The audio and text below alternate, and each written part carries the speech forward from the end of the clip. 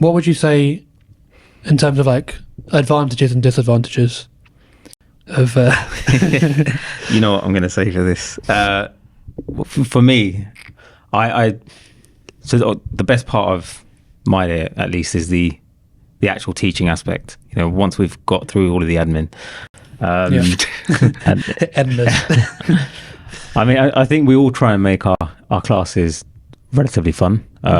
Helps them to learn. Yeah, I think for me, one of the advantages is just engaging with them. You know, speaking to them. I think it makes me feel young. Like there'll be time. There was what happened the other Saturday. The other Saturday, I think one of the kids was like, I think looking at the answers, looking at the answers in the pack, and I think some of the other kids picked up on it, and they were like, "Oh, that's sus." Because when we were going through the answers, I think there were, well, two of them were getting everything right, and I was like, okay, like I tested them, and then the kids were all like, "Oh, that's sus." And I was like, "What? That's sus?" So I was like, "What do you mean?" And Suspicious. then I know I'm not that quick.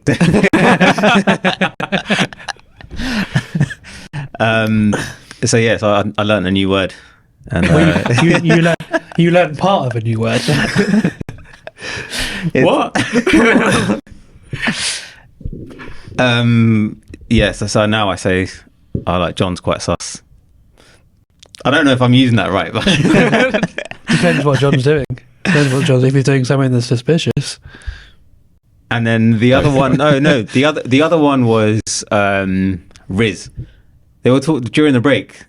They were talking about Riz, and I was like, "What are you talking about?" And they were like, "Oh no, they were saying one of the other boys has Riz," and I was like, "What are you talking about?" And then they just started laughing and giggling, and then one of them told me after, and I was like, "Oh, okay." Project has. Wait, do you know what it is? I don't know this one. No, educate us. I generally know most of them. I don't know this one. I think we should let people in the comments tell you. See, I pick up on these things because of them. Yeah, well, you're secondary. They're all. No. These were primary school kids. Really? Yeah. These were the year 5s. Wow. And I thought that's very strange, but I'll let you. I'll let you Google. No. I'll have to find out. It's a good Normally thing. I know most of them. Yeah, I'm surprised you haven't heard that. Because now that I've heard it, I hear it. I seem to hear it even more often now. It's weird, right? Because with what we do, the kids that we teach stay the same age. Because once one lot leaves, another one comes in, and you're constantly with year 11 children. Yeah. But we get older each year. Yeah. It's really weird. That's like, one of the disadvantages. So strange, it's like who you teach doesn't change age, but you do. You're reminded of your age. Yeah. Quite a lot. Yeah, I've been noticing it more recently. I never used to. Yes. Yeah. And everyone goes, "Oh, you must be younger than Prajay," to me. Yeah, it's true. But, I mean, technically you are. yeah. But I mean, they think it's like, I don't know, a few years or something. But it's like a few months. Yeah, it's literally like 3 months. Yeah. Almost to the day. We've had all sorts with regards to age. Yeah. We've had me being considerably older than you lot. And then, But you are. and You're then, not 48. No. The funniest was when the year 11 said that project was. There's two, yeah. I was surprised. I couldn't stop laughing then. Sometimes I don't know whether they're being serious or not. No. Yeah, I couldn't tell either. No, they genuinely were. They thought he was. They 40. thought he was in his fourth. Yeah, I think they said 40 at first. And then one of them was like, "What? I thought he was 48." Well, no one said 48. They did. Natalie said 42. No, she didn't. Did she say 48? She said 45. She said 45. Whoa. that is sus. But to be fair, I've got told I was 57, which was by one particular student. I know she was messing about. Yeah, but what you realise is some of them don't have any concepts of scale, Yeah. like age. Or they got it right completely. I don't know. Maybe you act like a 48-year-old. Maybe I have to count the rings on my hand to see. Like a tree. Like a tree, yeah. So is that an advantage or a disadvantage? It's a bit of both, really. It kind of keeps you young, but also reminds you how old you are. I don't know. What happens when we actually are 48? Yeah. That's scary, isn't it? Yeah, because we'll still be Yeah, I can't. teaching the same age group. No, it's like weird though, because I feel, funnily enough, as the kids get older, it gets advantageous to be nearer their age, and when they're younger, I think it helps to be Further away. yeah, like as in I agree. when you're younger and you're close to the age and they're teenagers, I don't know, they feel more connected to you, but then More relatable. Yeah, but then I don't know whether it's just the parent, like just my experience dealing with like primary school parents. I think they like someone who's slightly mature, as it were. Do you think it's just to control behaviour? Possibly, yeah. I don't know, but- the older ones are worse behaved than the younger ones, to be fair. We should get them on. I think some of them are going to come on at some point.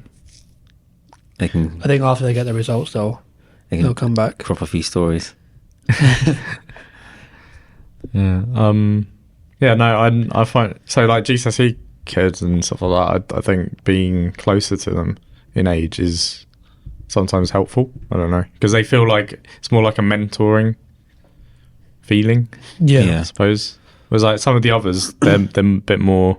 So the primary school lot, I think, actually as I get older, I get better at handling them. Yeah, actually, you're probably right. Like and also. But I still see the older lot as seeing us as mentors, sort of thing. Because they ask me a lot of questions about like what to do next, like career and like all that sort of stuff. What advice do you give? I say start something as soon as possible. Start your own thing as soon as possible. Because you went down that route. Partly, but even if I didn't, I just think it's good to start your own thing and know how things run. Kind of similar to what we spoke about last time. But then couldn't you say, you could also say like, if you enter into someone's business and then you understand how that works, then you'll learn without as much risk. Yeah, the best thing to do is to enter into a startup, because you will see how everything works. Or a small business, like similar to what we're doing here. If you go straight into like, I don't know, NatWest, for example, you're not going to see how everything runs. Yeah. But if you come in here, you'll see us working on finances, you'll see us working on social media, you'll see us doing this sort of stuff. Like you'll see how a business actually functions. And if you can pick that up at a young age. Yeah, because you see more aspects to the business. Whereas like as the business grows in scale, it's like you see less and less of it. Yeah, because you get more and more team members, and each team member becomes more specialised. Yeah. So that's one thing I say to them. Like if you have an interest, like start now. If like, you as possible. If your family, if anyone in your family as well has a business, I'd definitely recommend like try and helping them out or something like that. Like just to understand how things work. Yeah, because it's what we do. We do tutor like the actual subject that they come in to teach, but there's so much more to it. There's so many other think about how many other things people have asked you apart from maths. Yeah, I've heard all sorts. All sorts, yeah. So I see that as part of our role. Yeah. It's like even, the architecture student, she was asking me about, like, what do you think about that? And I was like, yeah, no, that's a really good field to go into. So, yeah.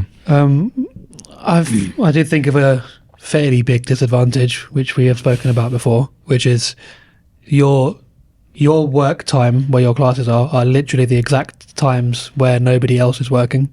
Yeah, very. It's the inverse, because when everyone's at school or at work, you can't tutor during the day really, unless you utilize like time differences across the world or something. It's evenings and weekends. So when we're at work is when everybody else is not at work. Yeah, that's one of the biggest disadvantages, I would say. No, I agree with that. I think there are times where like I've wanted to go out and I can't because I'm I'm working. Same. And ending late is the main issue. Yeah. Like, what time do you normally get home? Because I live about 1 million miles away. Usually about 8 something. 8. Yeah, usually about between 7:30 and 8, depending on the day. 8 o'clock mostly. But like some people, like they tutor really late. Like so they some some people like because they've got, I don't know, A level. You've had this as well, haven't you? Like you've had late A level classes or like GCSE classes, like where you're like at 8 o'clock starting a class, and then I used to be here with Shavage till like 10:30. Yeah. 10:30. Yeah. Oh. He needed it. I had some of my family members did tutor on the side for a bit. They'd do their full day at work, and then they'd come home. They'd have like cook and have dinner, and then they'll have like kids come over for sessions, like starting at like 9 or something. Wow, that's right. But yeah, probably the biggest thing is the weekend, because it's like that's the weekend. And it's the time when you actually have students free for classes, so it's like you do feel pressure to have classes. I mean, if we didn't have classes the weekend, it wouldn't be, the business wouldn't work. No, but I don't know, Saturdays are stressful, but they're my most enjoyable day. Like I don't really I guess not a lot of people can say this, but I don't feel like I'm coming to work, because I enjoy most things that we do. I enjoy, so it doesn't really feel. It depends, because I feel like I'm coming to work. On a Saturday, I feel like I'm coming to work, but then I think I also have lessons like back to back to back. Yeah, you have a lot of hours. Like when I've got like 7 hours on Saturday, I feel like I'm pretty much at my limit. Yeah. Oh yeah. Like I'm like, to go to do more than that would be quite. Well, you can't, because at a certain difficult point you start getting like brain fog and like delirious. At every point, I'm getting brain fog into.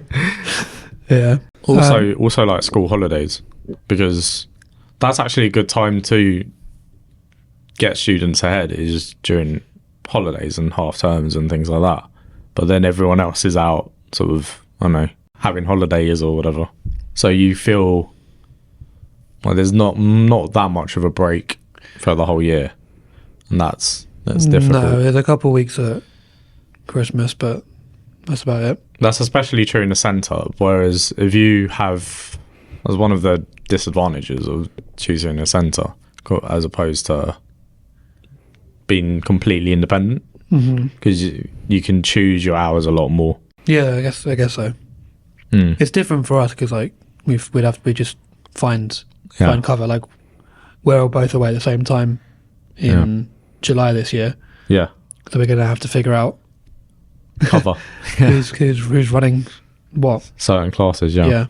If you factor all of that in, you'd realise it makes it seem as if it's very difficult to make a career out of this. Like if you factor in the times that you can actually tutor and bring in the most income.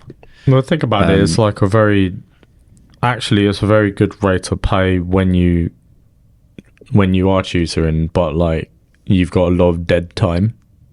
So as in it actually makes a lot of sense for a student to do it as a side hustle, because it's ridiculously efficient for time. The time that goes in versus the money you get. Yes. Yeah. Is better than a lot of other sort of student jobs, I think, in that way. Yeah, and with a lot of them, they already have the knowledge. Yeah. So it's just developing the personability side of things, and you're you think of it as developing yourself as well. You're also getting like a lesson in personal development just by running those classes and that kind of thing. Thanks for watching this clip of the Education Lounge podcast. To watch another clip, click here or here. To watch the full episode, click here. Don't forget to like and subscribe, as it really helps the algorithm. The Education Lounge podcast.